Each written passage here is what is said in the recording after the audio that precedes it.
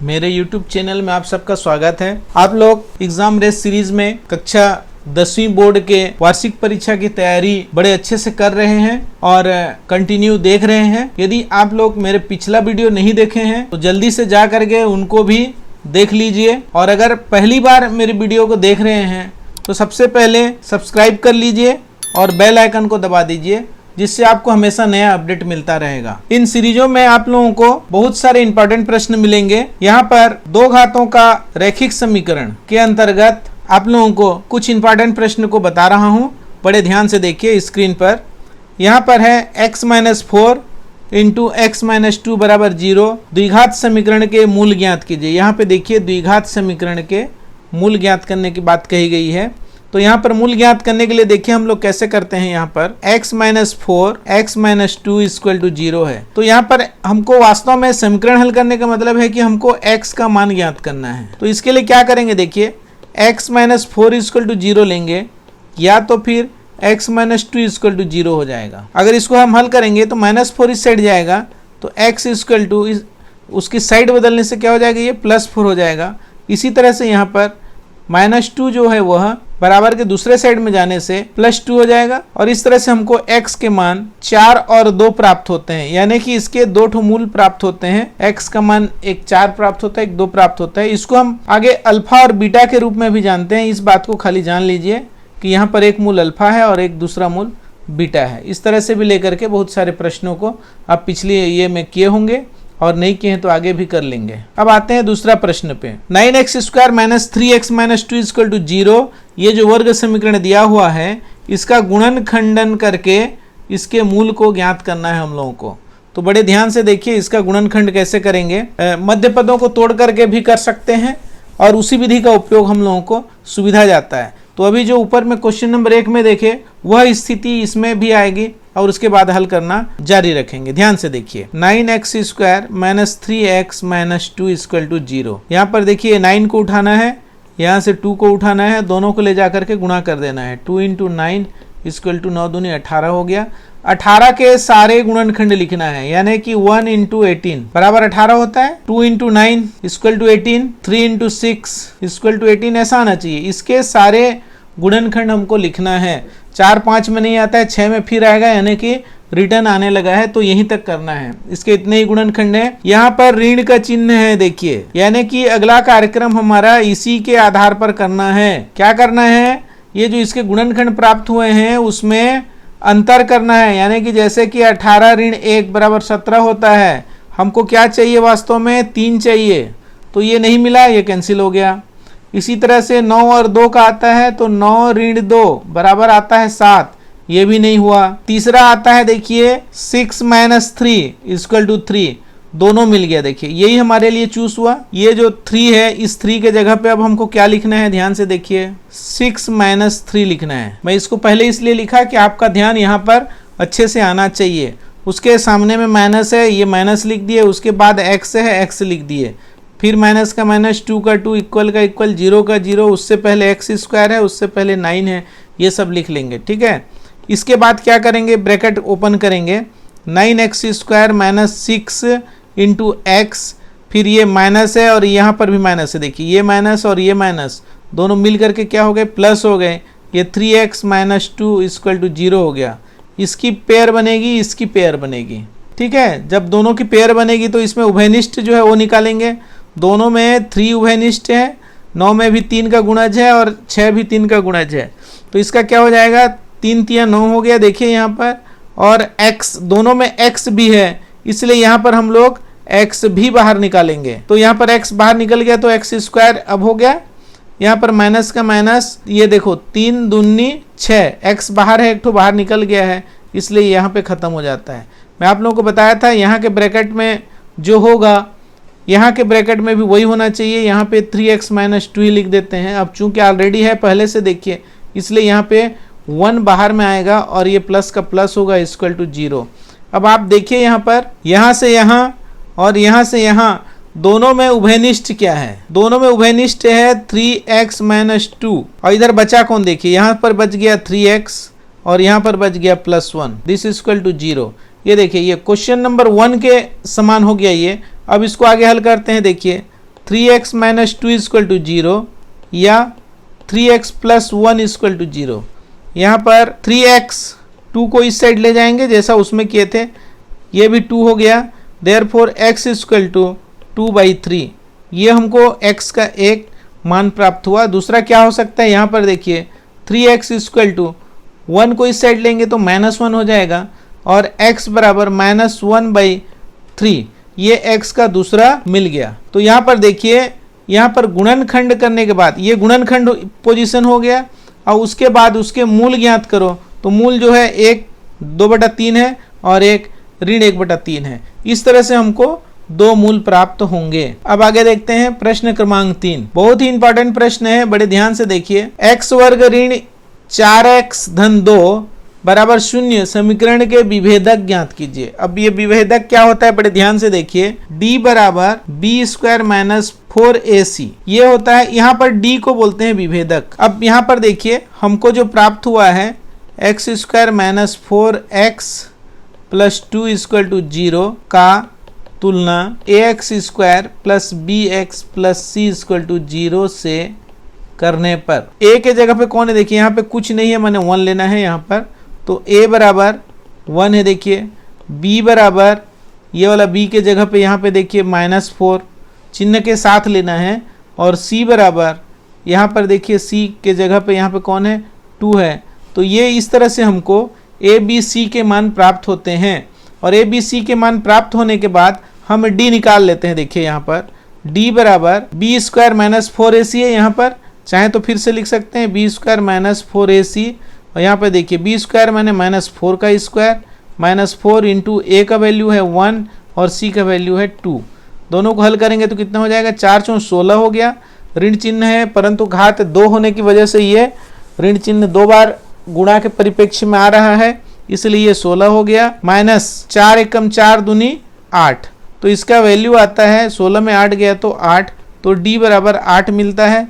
इस तरह से हमको इसका विभेदक जो है प्राप्त हो जाता है, d का मान 8 होता है। यही हमारे लिए क्या है, आंसर है। तो इस तरह से आप लोगों को बनाना है और बनाते हुए प्रश्नों को आगे बढ़ना है। तो क्वाड्रेटिक इक्वेशन के नेक्स्ट क्वेश्चन में चलते हैं हम लोग, क्वेश्चन नंबर 4। यहाँ पर देखिए वर्ग समीकरण दिया हुआ है हमको और मूलों की प्रकृति ज्ञात करना है।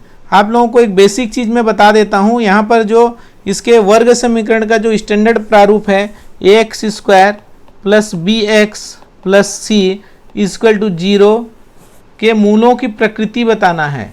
यानी कि इसमें हम लोगों को d जो निकालते हैं, d बराबर b² माइनस 4ac जो निकालते हैं, इसमें जो d का मान प्राप्त होता है हम लोगों को, ये मूल की प्रकृति बताएगी। यहाँ पर देखिए d का मान बड़ा हो सकता है 0 से, d का मान बराबर हो सकता है 0 से, और d का मान छोटा हो सकता है 0 से। यानी कि यहाँ पर ऋणात्मक हो गया, यहाँ पर धनात्मक होगा और यहाँ पर 0 का 0 ही होगा। तो यहाँ पर चलिए इसके परिणाम क्या मिलते हैं हमको, इसकी जो प्रकृति है वो मैं बता देता हूँ, उसके बाद इसको हल कर लेंगे, बड़ी आसानी से बन जाएगा। ये धनात्मक होने से वास्तविक होता है, ये भी वास्तविक होता है, परंतु इसके मूल जो होते हैं समान होते हैं, और ये काल्पनिक होता है। और पहला वाला जो है वह यदि d का मान 0 से बड़ा है तो वास्तविक तो होगा, लेकिन मूल जो होते हैं वह असमान होते हैं, यानी कि अलग अलग 2 ठो मूल प्राप्त होते हैं। तो ये जानना हो गया बेसिक। अब इसके आधार पे हम लोग देखिए मूलों की प्रकृति ज्ञात करने के लिए d निकालेंगे और ये तीनों परिणाम के आधार पर उसकी प्रकृति हम निश्चित करेंगे। तो यहाँ पर देखिए x² minus 4x plus 4 equal to 0 में a बराबर 1 होगा, b बराबर -4 होगा और c बराबर 4 होगा। अब हम निकालते हैं d बराबर b² माइनस 4ac, बार बार लिखने की जरूरत नहीं है यहाँ पर चूंकि हम लोग लिख चुके हैं। तो d बराबर -4 का स्क्वायर -4 इंटू a का वैल्यू 1 और c का वैल्यू 4, यहाँ पर आता है 4 × 16 हो गया, -4 एकम 4 × 16, 16 ऋण 16 बराबर 0, यानी कि d का मान 0 प्राप्त होता है। इसका मतलब हुआ दूसरा स्थिति, ये दूसरा स्थिति है, ये पहला और ये तीसरा, 3 स्थिति इसमें है। तो d बराबर 0 होने से वास्तविक होंगे और समान होंगे। इस तरह से मूलों की प्रकृति हमको जो x के 2 मान प्राप्त होंगे और वास्तविक और समान प्राप्त होंगे। ठीक है, तो नेक्स्ट क्वेश्चन में चलते हैं, प्रश्न क्रमांक 5। प्रश्न क्रमांक 5 में देखिए k का मान ज्ञात कीजिए जबकि दिए गए समीकरण के मूल वास्तविक व समान हो। वास्तविक व समान के लिए हमने क्या किया, d बराबर 0 का उपयोग करेंगे यहाँ पर। तो इसमें से जो दिया गया है इसका d निकालेंगे और उसको 0 लेकर के करेंगे तो हमको k का मान प्राप्त हो जाएगा। ध्यान से देखिए, ax square plus B X plus C equal to 0 से तुलना करेंगे। a बराबर क्या मिला 2, b बराबर क्या मिला -10 और c बराबर क्या मिला k मिला। यहाँ पर हमको क्या चाहिए, क्या निकालना है, विविधकर निकालना है। d बराबर बी स्क्वायर माइनस 4ac निकालेंगे तो ये क्या हो जाएगा, -10 का स्क्वायर -4, a का वैल्यू 2, c का वैल्यू k बराबर 10 दाम 100 हो गया, ऋण 4 दूनी 8 k। अब यहाँ पर आता है d को क्या लेना है हमको, वास्तविक व समान के लिए। तो यहाँ पे हम लिख देते हैं वास्तविक तथा समान के लिए 100 माइनस 8k इक्वल टू 0। अब यहाँ पर हल कर लेते हैं। देखिए 100 का 100 बराबर का बराबर, ये 8k को दिशा चेंज हो जाता है इसका बराबर के दूसरे साइड, तो ये प्लस 8k हो गया। इसको आगे हल कर लेते हैं, k इक्वल टू 100/8, 4 दूनी 8, 4 दूनी 8, 4 पंचे 20 बराबर 25/2। तो 25/2 होना चाहिए यहाँ पर हमारा k का मान, जिसके लिए मूल वास्तविक तथा समान होंगे। अब आते हैं नेक्स्ट प्रश्न पर। यहाँ पर क्या है देखिए, 9x square plus 7x minus 2 equal to 0 ये दिया हुआ है। वर्ग समीकरण को सूत्र की सहायता से हल कीजिए। यानी कि हम लोग यहाँ पे क्या करेंगे, ध्यान से देखिए, ax square plus B X plus C equal to 0 से तुलना करने पर क्या मिलता है हमको, a बराबर 9, b बराबर 7 और c बराबर -2। और सूत्र क्या है वर्ग समीकरण को हल करने का, सूत्र है -b plus minus root of B square minus 4ac upon 2a। ये है हमारा x बराबर, यानी कि इसके मूल निकलेंगे किससे, इस सूत्र से निकलेंगे। अब यहाँ पर ये जो सूत्र है इसमें मान रखने पर क्या हो जाता है, देखिए x बराबर माइनस का माइनस लिखे, b के जगह पे 7 लिखना है, प्लस माइनस लिखना है, रूट ऑफ बी स्क्वायर के जगह पे 7 का स्क्वायर, माइनस का माइनस 4 का 4, a के जगह पे 9, c के जगह पे -2 बटे 2 और a के जगह पे 9। इसको आगे हल करेंगे तो क्या मिलेगा, देखिए -7 का -7 प्लस माइनस रूट ऑफ 7 का स्क्वायर माने 7 7 49 माइनस, देखिए यहाँ पे 9 4 36 दूनी 72 होगा, परंतु यहाँ पर 2 माइनस चिन्ह का भी यहाँ पे मल्टीप्लाई से संबंधित है, माने गुणा से संबंधित है। तो यहाँ पे क्या हो जाएगा, प्लस हो जाएगा और 9 4 36 दूनी 72 हो जाएगा और बटे 9 दूनी 18 हो जाएगा।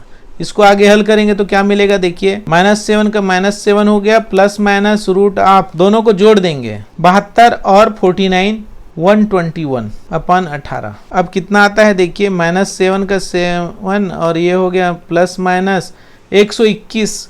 121 किसका वर्ग है, 11 का है, इसलिए 121 का वर्गमूल लेंगे तो 11 आएगा बटे 18। अब यहाँ पर मुख्य बात यह आता है, ध्यान से देखिए, x का मान हमको 2 मिलेगा।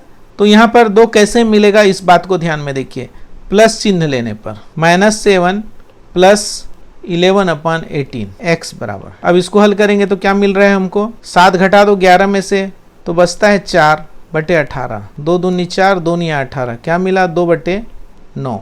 इसी तरह से हमको ऋण लेने पर x बराबर -7 माइनस 11/18, यानी कि -18/18, ये एक कम कट गया, क्या बचा -1। x का वैल्यू मिला यहाँ पर -1, यहाँ पर x का वैल्यू क्या मिला है, देखिए x बराबर 2/9। इस तरह से हमको x के 2 मान प्राप्त हो जाते हैं और यही चीज हमको निकालने के लिए कहा गया है। तो x का मान क्या क्या मिल गया, 2/9 एंड -1। हल कीजिए बोला है, x का मान निकालना है, इसका मतलब सीधा सीधा, और इस तरह से हमको x के 2 मान प्राप्त हो जाते हैं। अब स्क्रीन पर देखिए प्रश्न नंबर 7 को, x square minus 5x minus 24 equal to 0 के मूलों का योगफल एवं गुणनफल ज्ञात करना है। तो यहाँ पर मैं बता दूं, ax square plus bx plus c equal to 0 में मूलों का योगफल अल्फा प्लस बीटा है तो -b/a होता है, और मूलों का गुणनफल अल्फा गुणित बीटा बराबर c/a होता है। इसका उपयोग करके हम लोग गुणनफल और योगफल दोनों निकाल लेंगे। तो ध्यान से देखिए, a बराबर कितना हो जाएगा 1, b बराबर -5 और c बराबर -24। तब पहला क्या निकाल लेते हैं, मूलों का योगफल। अल्फा प्लस बीटा बराबर -b/a बराबर, माइनस का माइनस लिखे, b के जगह पे -5 लिखे और a के जगह पे 1 लिखे। यहाँ पे क्या हो जाएगा 5/1 बराबर 5। ये हमारा योगफल निकल गया। अब आता है गुणनफल, मूलों का गुणनफल अल्फा इंटू बीटा बराबर c/a। c का वैल्यू है -24 और a का वैल्यू है 1, यानी कि इसका आंसर आया -24। तो इस तरह से हम लोग योगफल और गुणनफल का मान ज्ञात कर लिए, है ना। तो हमको क्या मिला, योगफल 5 मिला और गुणनफल -24 मिला। यही हमारा आंसर है। इसी क्रम में आगे चलते हैं हम लोग क्वेश्चन नंबर 8 पे। अब देखिए यहाँ पर वर्ग समीकरण बनाना है और मूल दिया हुआ है। तो यहाँ पर देखिए दिया है, लिखते हैं वर्ग समीकरण का मूल अल्फा बराबर 7 और बीटा बराबर 4। ये दो चीज दिया हुआ है। अब हमको क्या चाहिए, समीकरण बनाने के लिए योगफल और गुणनफल चाहिए। तो ध्यान से देखिए, यहाँ पे मैं बताते जा रहा हूँ वर्ग समीकरण कैसे बनेगा। देखिए वर्ग समीकरण बराबर x² माइनस मूलों का योगफल गुणित x धन मूलों का गुणनफल बराबर 0। ये हो गया हमारा वर्ग समीकरण। तो वर्ग समीकरण के इस सूत्र में मान रखेंगे हम लोग। ध्यान से देखिए, x वर्ग का x वर्ग हो गया, माइनस का माइनस, मूलों का योगफल अल्फा प्लस बीटा गुणित x, यहाँ पे प्लस है तो प्लस लेंगे, मूलों का गुणनफल यानी कि अल्फा गुणित बीटा बराबर 0। ये इस तरह से प्राप्त होता है। अब आगे मान भरते जाते हैं। देखिए x² माइनस अल्फा का वैल्यू यहाँ से लेंगे और बीटा का वैल्यू यहाँ से लेंगे। तो ये हो गया 7 धन 4 x धन 7 गुणित 4 बराबर 0। आगे हल करने से क्या मिलता है, देखिए x² माइनस 7 4 11 x प्लस 7 4 28 बराबर 0। यही हमारा आंसर है, यानी कि वर्ग समीकरण हमारा बन गया जिसके मूल 7 और 4 थे। इस तरह से आप लोगों ने बहुत अच्छे से किया। आप लोग ऐसे ही ध्यान देते रहिए और बहुत सारे क्वेश्चनों को करते रहिए। मैं आप लोगों को हमेशा एक अच्छे क्वालिटी का जो बोर्ड में आने वाले प्रश्न हैं आप लोगों को बताते जाऊंगा और आप लोग करते जाइए। आप लोग बहुत अच्छे से देख रहे हैं, इसलिए आप सबको धन्यवाद।